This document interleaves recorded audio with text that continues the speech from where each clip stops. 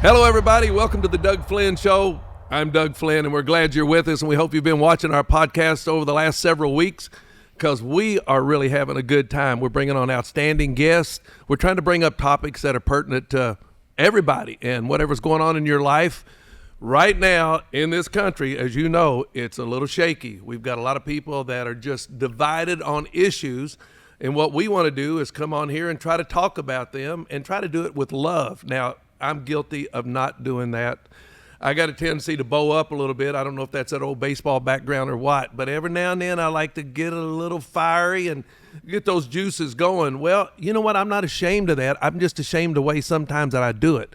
I'm going to try to do it with a little bit of love if we disagree on something, and that's what this show's about. What really bothers me sometimes is the apathy that's going on where people are saying, yeah, I know maybe we ought to be thinking a little bit more about Israel, or yeah, maybe I ought to be doing this or that, but you're doing nothing. And if you don't vote, and if you're just going to sit there and complain, we don't need you. We need you to go out and express your opinion. Come on this show and let's talk about it. But for those that are saying, you know, everything will be taken care of, and well, yeah, I believe that God's got it all under control, but I don't think God wants us sitting around not doing anything about it. And so that's what we hope to be talking about on this show. And today I'm very excited because we're going to cover a lot of stuff, but we get to cover it with a good friend of mine. Today's show is going to be fun. I want you to sit back. I want you to relax. And I want you to enjoy some of the comments that are going to happen today. Now, he's got a long list of credits. So I'm going to read some of them because as I get older, I don't remember everything like I used to. First of all, he came to the University of Kentucky as being Georgia's Mr. Basketball. I actually saw him play when he was a senior in high school, and he came up to Memorial Coliseum and played in a ball game. And I saw it, and I went, what's all the hype about this guy? Gee, man, he got the wrong guy. He was a high school parade All-American. Came here in '93 to play for Coach Rick Pitino. Was on 2 national championship teams. He was most valuable player in the '98 NCAA tournament. He's got so many awards and accolades. That's not why I love him. I love him because I got to know him as a young man who has never changed the way that he is. He went through some rough times. We're going to talk about that when he came to UK. But the one thing that he's never wavered with, and that is his relationship with Jesus Christ.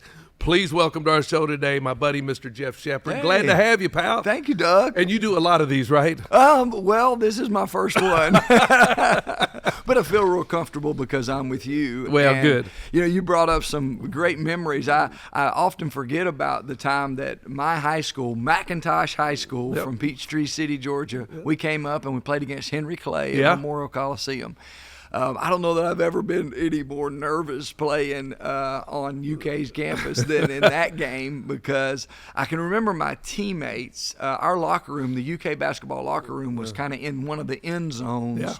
And I could see the guys kind of all peeking behind watching the game and checking you out. Checking me out for the first time. Because in those days, you know, we weren't seeing highlights on YouTube. And I didn't have highlights anyway. And so, but my team came up and we played a good game. And we beat Henry Clay that day at Memorial Coliseum. It was a pretty cool moment. Did you love playing at Memorial Coliseum? I wish we could have played more games, or just one game at Memorial Coliseum. Number one, it's where we practiced. Mm-hmm. So if it was summertime and Cameron Mills and I, or Mark Pope and I, or Alan Edwards wanted to go over and shoot ball or play one-on-one, that's where we went. We went to Memorial Coliseum. We didn't go to Rupp Arena. And so we practiced there. Our locker room was there. It's where so it was our home floor. And also, when that place gets 7,000, 8,000, 9,000 people, how many ever people it'll hold these days, it gets so loud. Yeah. And it feels like some of those SEC road games when 10,000 people are breathing down your neck. Rupp Arena is a very special place, but there's everybody's so far away. Yeah. You know, the fans upstairs, if we rush the floor, like, that we're going to be in the shower by the time they get there. So what a Memorial Coliseum, so special. And can you imagine now with 11,000 in there? Is that what it's going to be now? Well, no, it was. Oh, before they redid it. It was 11,000. Yes. and when you took the ball out of bounds, you had to turn sideways because the fans were sitting right there on you. You kind of missed that a little bit, don't you, from those? Yes. And those, so that's how high school ball games are like that. Yeah. Even overseas, I got to play some basketball overseas, and that's how the atmosphere is there. It's rowdy over there. They're allowed to throw things on the floor. And when Stacey, my wife, found out you could throw things on the floor, she was in. She was all in. You know, she's throwing things. She's pregnant with Madison, and she doesn't care. She's yelling at fans and throwing things at the refs. She would have thrown things last year if they would have let her. Actually, she did. She did, I think, in Tennessee, right? You know that story? Tell the story. So we're in Tennessee, and we got to the Tennessee game early. If you haven't heard, if you've been living in a cave, Jeff has a son that's pretty good. All right, and so he played at UK, signed number one, first-round draft choice in the NBA, doing well. Mama and Jeff got more TV time than he did as a player for all of those years in the stands, right? All right, take it. Now you're at Tennessee. We didn't want it, but because it was dangerous with putting us on TV at our kids' ball games, like any parent. So we're at Tennessee. Stacey has to be the first person into every arena. Every home game, we're waiting outside, just ready to get in. Every road game, we're there as early as we can, just waiting to get in. Because we want to see every moment. We want to watch Reed warm up. We want to see. We know as soon as we see him where he is mentally, where he is physically, where his mind is. So we just enjoy that whole process. So we're at Tennessee. And we get there early, and there was a batch of tickets for some parents a little closer for the first ones that got there. We didn't know that. So we end up sitting in some pretty good seats in the end zone, and we are surrounded by Tennessee fans. Tennessee student section is the section beside us, and we're surrounded by some fans. And we got all our Kentucky stuff. Not only do we have Kentucky, we got our Sheppard stuff on. So 15 Sheppard on our back, so everybody knows who we are. And these fans are running their mouth, and we're running our mouth. And Stacey and Madison, my daughter, and son-in-law Caleb, we're all together. Well, the game was a great game. During one of the timeouts in the second half, Tennessee fans, cheerleaders and stuff, start throwing T-shirts out. Stacey gets a T-shirt, Tennessee T-shirt. She turns around as hard as she can and throws the shirt back to the floor. Well, Walker Horn is one of the walk-ons. It's Darren's son, right? Darren Horn, the coach at Northern. And so Walker sees all of this play out. And here comes this Tennessee shirt flying back on the court. And thankfully it didn't hit somebody and we get thrown out of the game. But what a special game. What a special season. But that's my wife. That's Stacey. That's, okay, we're going to get to her in just a second. But so growing up, you always wanted to come to UK. I did. Yeah. When I was in 6th grade, I wrote a paper. It's hanging in my office right now. It said, if I could trade places with anybody in the world, I'd trade places with Larry Bird, play for the Boston Celtics in the NBA. But first, I want to come to the University of Kentucky. I want to go to the Final Four and play for the University of Kentucky. Where did that start? So that was just a dream of mine. I have an aunt and uncle that lived in Lexington for a little while. They don't anymore. He actually worked for the Lexington Herald-Leader. And so I had a little Kentucky connection with them, huge Rex Chapman fan. And then a dear friend of mine that was in my wedding, high school teammate of mine, his grandparents lived in Richmond. So when I was in 7th, 8th grade, we would come up for 2 or 3 days and go to their farm and just fish on their farm, hang out. And I kind of tasted Kentucky, and they were huge Kentucky fans. And so when I came up on my visit, I actually stayed with them.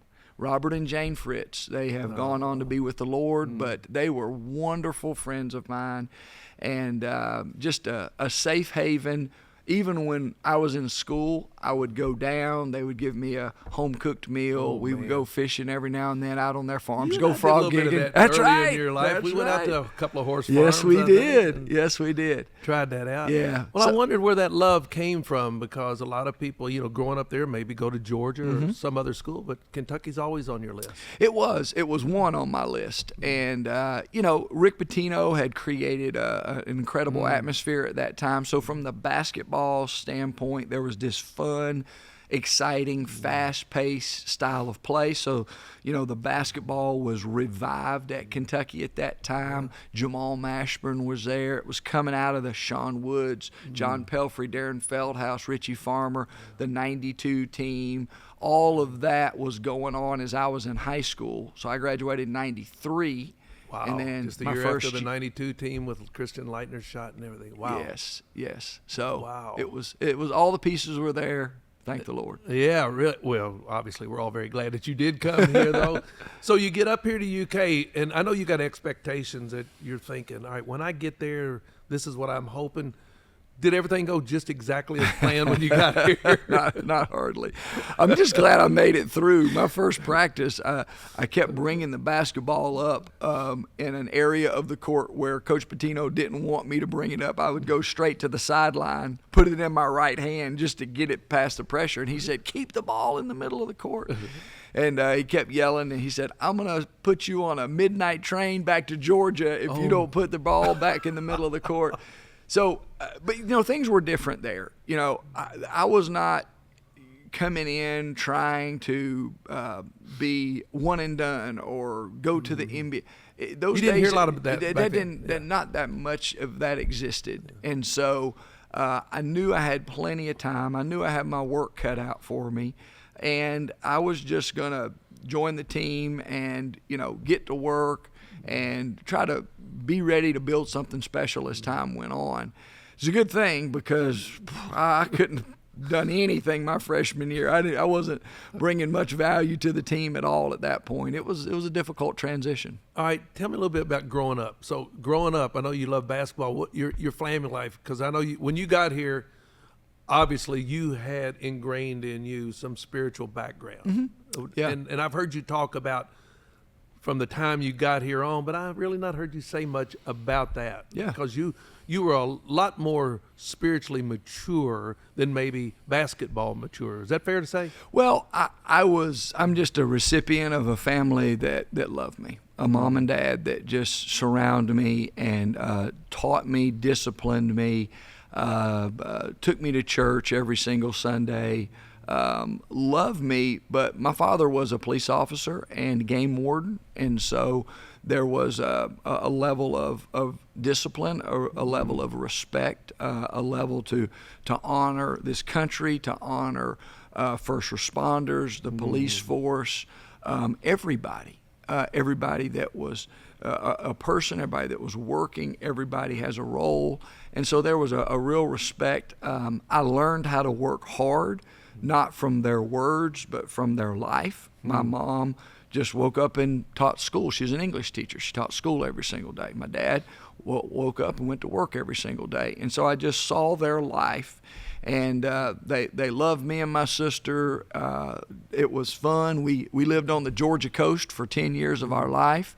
Now, the Georgia coast isn't the Florida coast. The Georgia coast is the marsh and the mosquitoes, and it's hot all the time, and muggy, and Spanish moss and sand gnats and all that good stuff. And that's where I grew up. No Sims. Do you have no Sims there? No Sims. You know what that is? No. That's you have those in Florida a lot. There's no Sims. Oh, you can't see them. I got you. You can't see them. They get you though. I got you. I know. Well, because when you got here, there was a relationship that came. You and a good friend of ours, Max Apple. Yeah. And did that hit right from the very beginning as your freshman year? It did, and it was so important. I'm getting ready to turn 50 years old, and when I reflect now on being at Kentucky and having you as a part of my life, Max as a part of my life, and so many other leaders that were Coach Madison as a part of my life.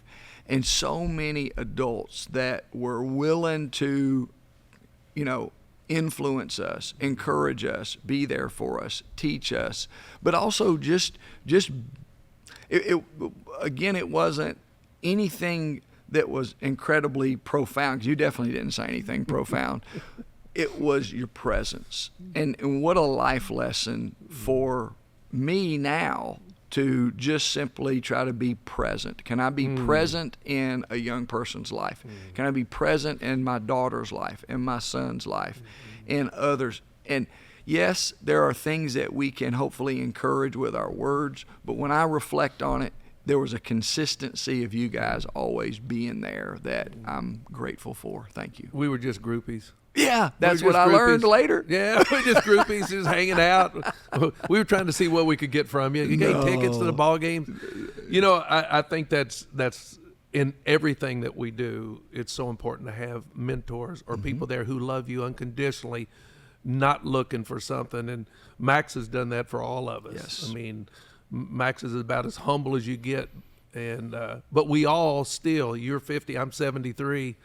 We still call on Max Apple in times of just for prayer, and how that's so solid. How important is that when for any freshman incoming? Yes, is to find that person who they know that's going to love them unconditionally. Are you still seeing that around the program or around all of the programs here at UK? Absolutely. For my son, Aaron Hogue was that person. And Aaron reached out to Reed and was able to develop a one-on-one relationship with him. He was able to meet with him. He was able to encourage him. He was able to listen to him.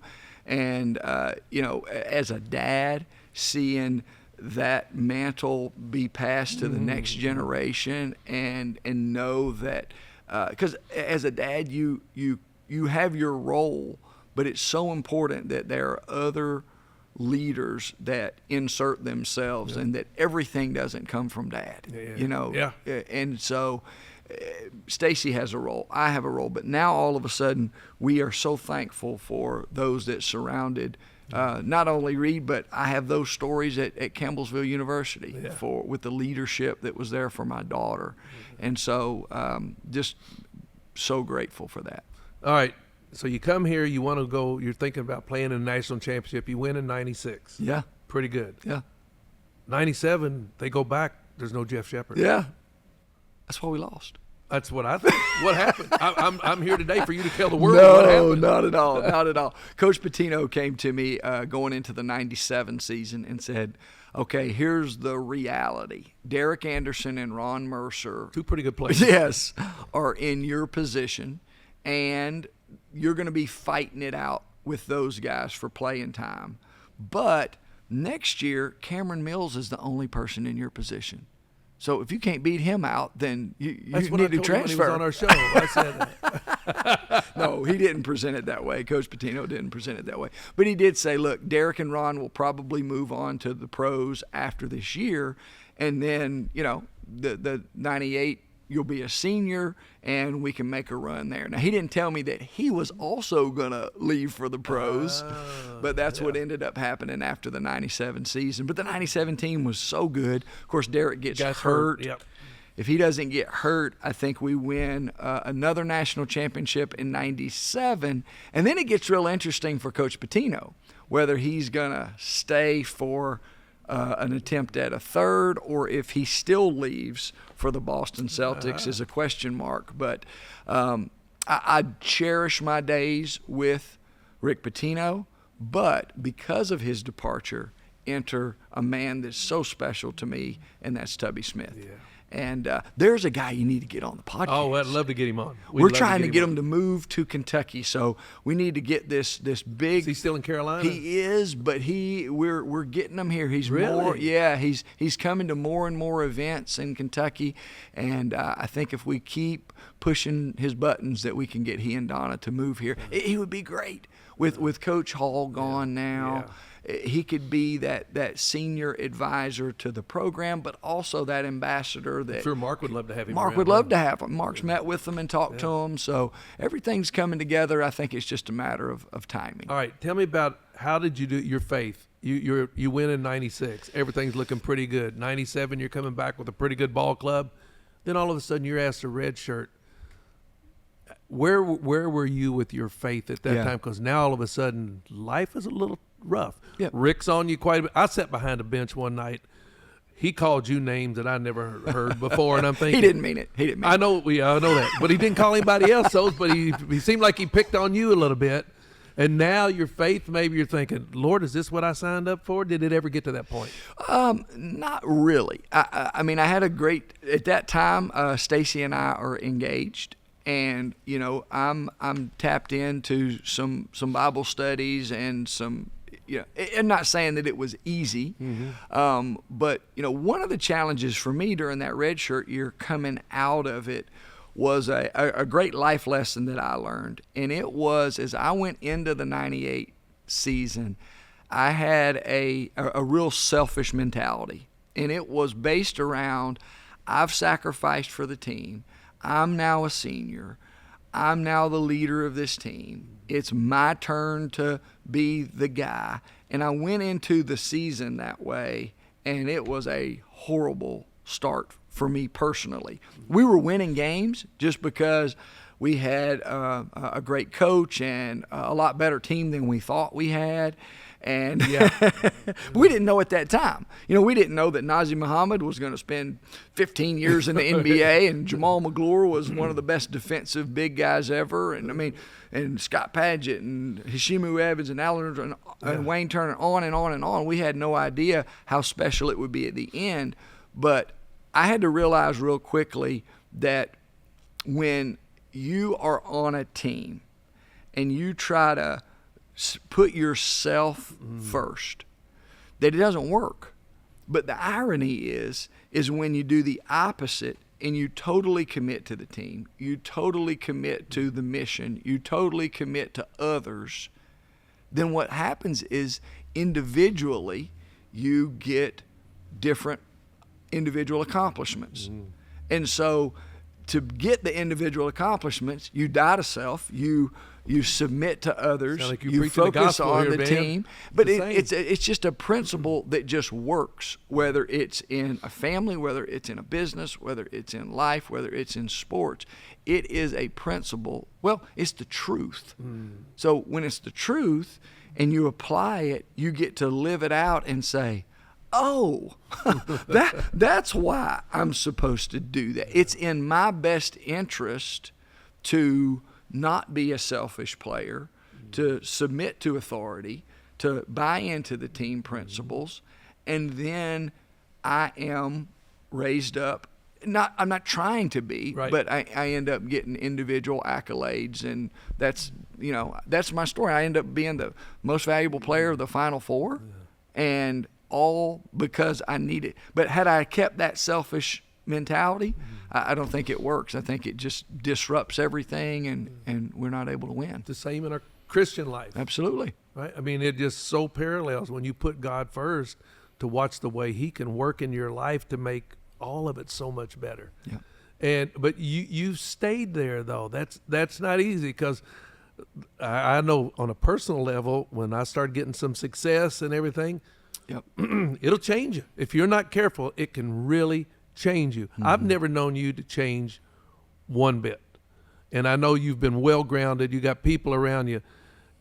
Speaking of that little wife of yours that you got engaged to before your senior year? Before my senior year. Yeah. Pound for pound, maybe one of the best athletes to ever play at the University of Kentucky, or any college for that. I mean, she had so many records for years.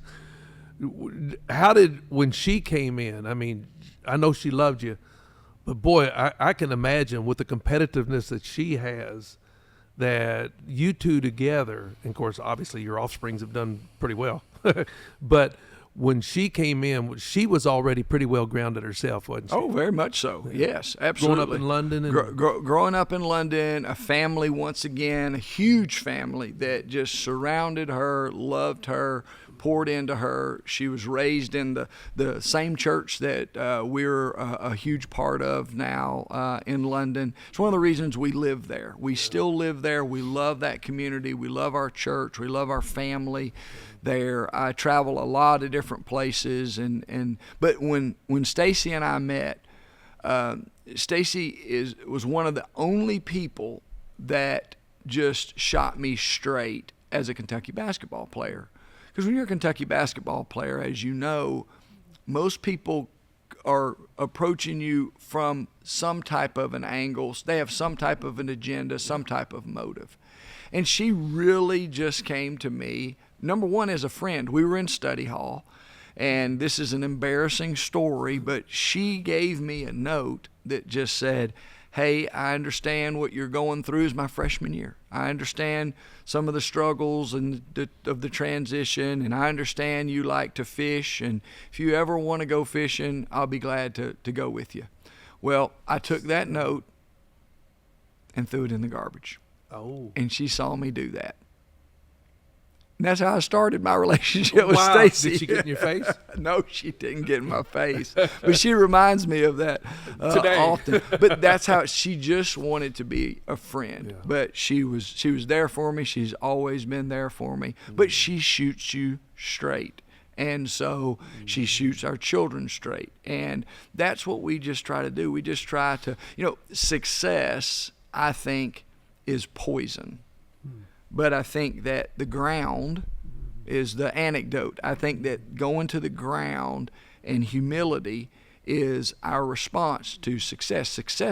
Elevation comes from the Lord. But, submit yourself, humble yourself before He will lift you up. So I think humility, the older I get, I think the number one characteristic of leadership especially is humility. It needs to be humility. Amen. And if it starts there, then you're already on the ground. So if you fall, you're already there. So humility has been a huge part of what we've tried to teach our children and others that we get to get our hands on. Well, if I didn't ask a little bit about the kids, I'd probably be fired from my own podcast. So, Madison, I know, was a good athlete too, right? Yeah. She played ball in college. She did. And then all of a sudden, do you remember, she had to have been I do remember. young when you came to our church and spoke one time. Yeah. I don't know how old she was, 6, Yeah. 7, something like that. She and I sat there and did. Yep. and when you spoke at our church, and then all of a sudden now she's married, and she's done so well, and then all of a sudden you got this little boy coming along who's turned out to be, he's quite a man now. Yeah. And I just know from everything I've heard from all the people that are around how humble both your kids are.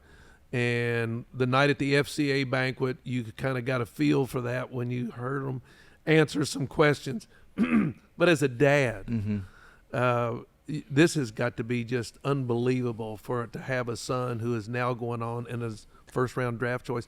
Tell us a little bit about some of the things from those two kids that maybe a lot of people don't know. Yeah.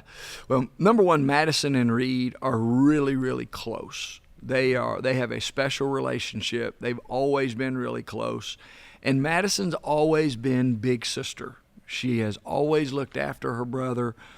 She's always been the talker. She has when she was a little girl, she was, talking about her little brother. And Reed wasn't real vocal as a kid. We've got some videos that are hilarious where he struggled even in his speech. He had a stutter that he worked through, and Madison was always talking for him and always defending him, and so and that hasn't changed, and that's what's so cool now.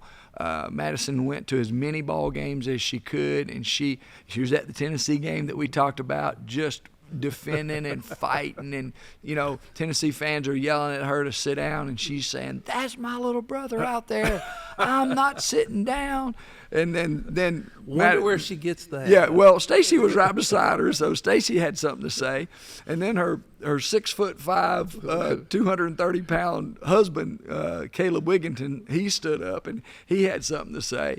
So I was just watching the game. I didn't have to worry about anything. I knew I didn't have to say much. So their relationship with each other is really cool, really special. But Stacey and I kind of this year, because of Reed's success, we're kind of thrust back into the public eye. And, a lot of people talk about, wow, you guys have done such a great job. And we just tried to love our kids. We just tried to raise them in church, teach them the ways of the Lord, discipline them, but then empower them also to make decisions and to be able to live. And but it's not just been us, our church, their coaches, our community, the principals, the teachers. There's so many people that have their hands on our children that have influenced them in a positive way. So if I look like a proud dad, I am. And it doesn't have anything to do with sports. It really has to do with how they're carrying themselves, but they got a long way to go. Reed's going into a new season of his life with a new set of challenges that are abundant, and there's going to be a lot of things thrown at him that he's going to have to make decisions at the age of 20. And but that's where he is, and that's where life has taken him. Stacey and I are ready to be on in our position as parents, but we can't do it all. How are you going to be at 82 ball games? I don't know that we're going to be at 82 ball games. Stacey's going to be at a bunch of them. I definitely won't be able to go to all of them. She bought a place down, or is it Houston now? She's not. She hadn't bought one, but she's looking. So how'd you get involved with what you're doing now? I mean, is this something that you've had a feel for when you were in school? Were you studying to get into family wealth? I was not. Mathematics is my background in school. So I was kind of trying to figure things out, as a lot of students were, and I was gifted in mathematics. And so I started going down that degree path. For a little bit I was in engineering, and I realized, whoa, this is for the real students here. I'm not necessarily qualified in this area. So I quickly backed out of the engineering path. But as time went on, a dear friend of mine and mentor, Kevin Metzler, reached out to me as a friend and said, hey, I just want to introduce you to what I'm doing. I think you would be great in this space. And I said, Kevin, I'm not a financial advisor. I don't know anything about this. And he said, I know. That's why I want you to come in, learn our system, learn our ways. You're going to have to go back to school and get some education and get some of your licenses and that kind of thing. And that was about 15 years ago.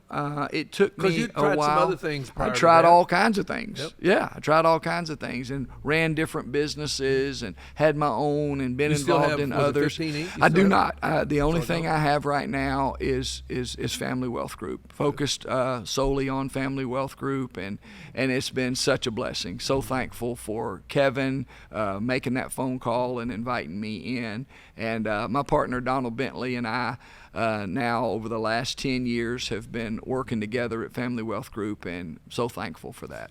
Is there any hesitation on your part when you do business for people that don't already know that you're a strong believer in Christ, to share that as you're doing business with them? No, we've made some stances as a company, not necessarily to try to offend anyone, but when we do events, public events, we pray before we eat.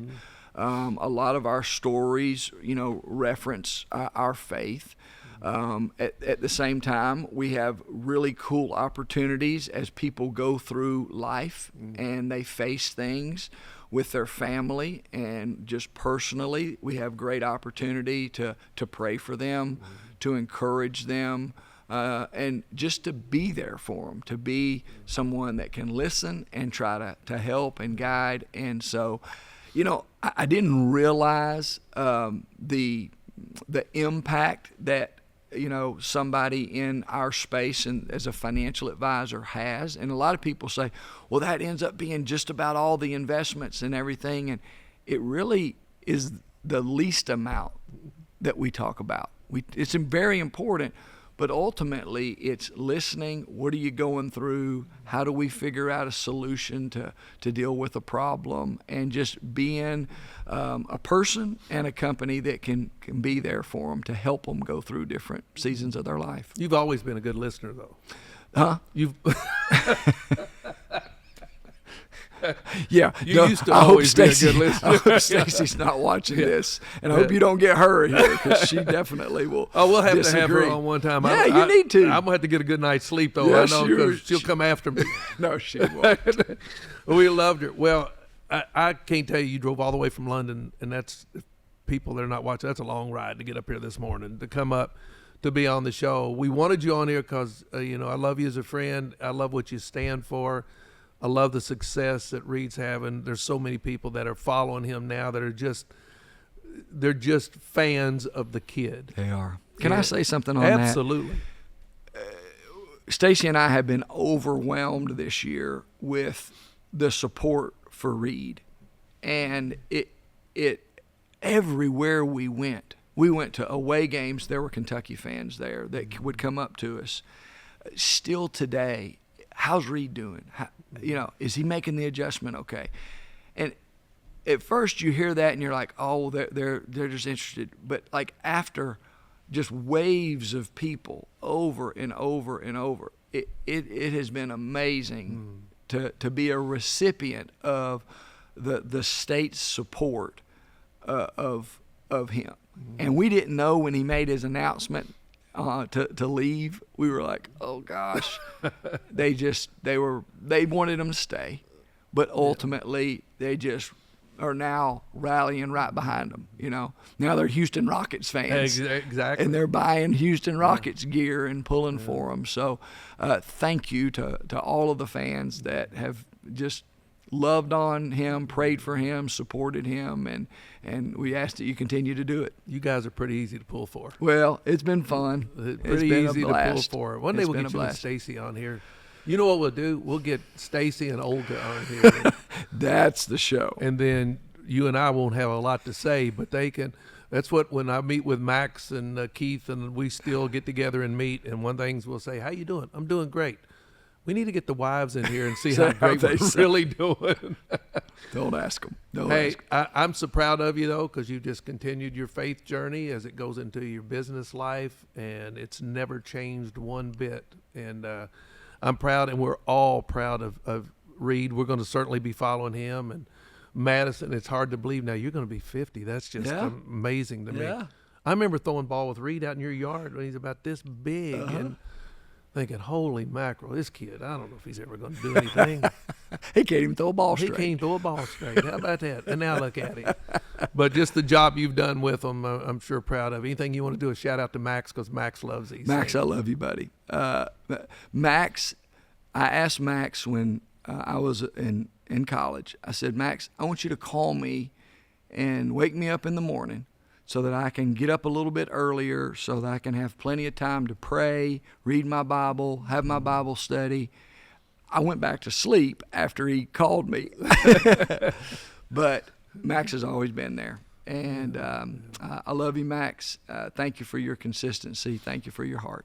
We've got somebody in our lives who helped us when we were struggling, somebody we could call on. I encourage you, find you an accountability partner. Find somebody out there that when you're struggling, you can call, and they're going to tell you the truth. And try to surround yourself with people that are like that. A former friend of mine that was a governor, he said the biggest mistake he ever made was he had all these people around him that were yes men. They didn't have anybody that would look him in the eye and say, I think that's stupid, or I think that's wrong. And it's the same way with our faith. Get somebody there that's going to look at you and they're going to shoot you the truth. And that's what we try to bring you on this podcast. We want to bring you the truth. We all have different opinions, but the Bible is very specific. So go out today, find somebody. If they don't agree with you, get on them, but love them. That's what we're called to do. Love is Christ, love the church. That's what we're supposed to do with others. Appreciate you being here. Love Jeff Sheppard. We're going to follow Reed Sheppard all the great things he's going to be doing in the NBA. But most of all, we know he's going to be loving Jesus just like his mom and dad. Hey, I'm Doug Flynn. Thanks for watching. We'll see you next time.